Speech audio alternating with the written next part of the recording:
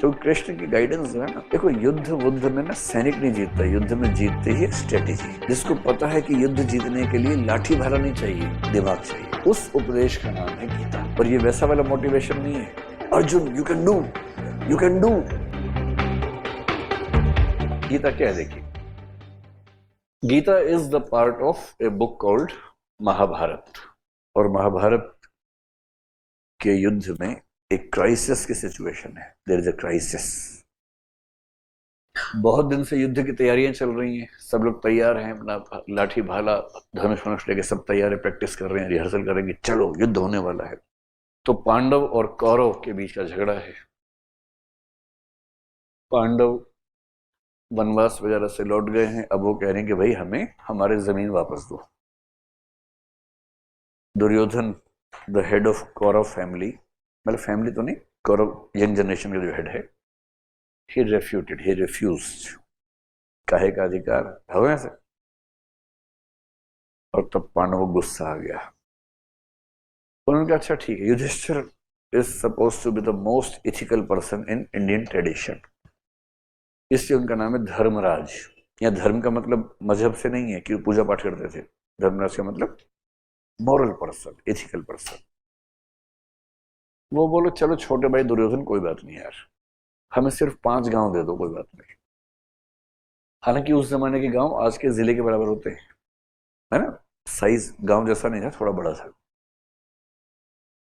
And Duryodhan denied even for that. और तब हुआ कि अब तो भाई युद्ध करना ही पड़ेगा। फिर युद्ध की तैयारियां हो गई, कुरुक्षेत्र लोकेशन तय हुई कि वहां युद्ध होगा, वहां दोनों सेनाएं पहुंची। अर्जुन पर पूरे स्टेक्स थे, उधर कर्ण इधर अर्जुन, कि युद्ध तो इन दो के बीच में ना, बाकी तो साइड हीरोइन टाइप से लड़ेंगे। मेन जो बैटल होगी वो इन दो के बीच में होगी, कर्ण उधर से अर्जुन इधर से। कृष्ण आ गए हैं पांडवों की तरफ, which is the most strategic move by the Pandavas. तो कृष्ण की गाइडेंस जो है ना, देखो युद्ध में ना सैनिक नहीं जीतता, युद्ध में जीतते ही स्ट्रेटेजी। जिसको पता है कि युद्ध जीतने के लिए लाठी भाला नहीं चाहिए, दिमाग चाहिए। युद्ध दिमाग से जीते जाते हैं, हथियार से नहीं। हथियार तो एक एसोसिएटिव चीज होती है, हथियार से कौन युद्ध जीतता है। Krishna is the most strategic person, वो सारथी हैं और अर्जुन को सिखा रहे हैं कि अर्जुन ऐसे फाइट करना, वैसे करना है, बाकी सबको बता रहे हैं। युद्ध की शुरुआत है, कृष्ण रथ लेके गए, पीछे अर्जुन जी हथियार के साथ तैयार हैं, पहुंचे। अब युद्ध शुरू होने वाला है। इंडियन सिस्टम बड़ी अच्छी बात है, युद्ध भी शुरू होगा तो बड़ी मोहब्बत से होगा। दोनों तैयार हो जाएंगे, रेडी रेडी रेडी, शंख फूका जाएगा, उसके बाद शुरू होगा। ये नहीं कि रैंडमली पत्थर मार दिया किसने, ऐसा नहीं होता है, तो दंगा थोड़ा ना हो रहा है। युद्ध है, प्रॉपर सिस्टम है। दोनों सेनाएं तैयार हैं, रेडी हो रही है युद्ध के लिए। इतने में अर्जुन को परेशानी हुई, जिसको बोलते हैं जी मिचलाना। कभी कभी होता है ना कि ऐसी सिचुएशन में अजीब सा लगने लगता है, उबकाई आने लगती है कि नहीं ये नहीं हो पाएगा मुझसे। अर्जुन ने कहा कृष्ण जी नहीं हो पाएगा मुझसे। कृष्ण ने कहा अरे भाई माहौल देख रहे हो, नहीं हो पाएगा।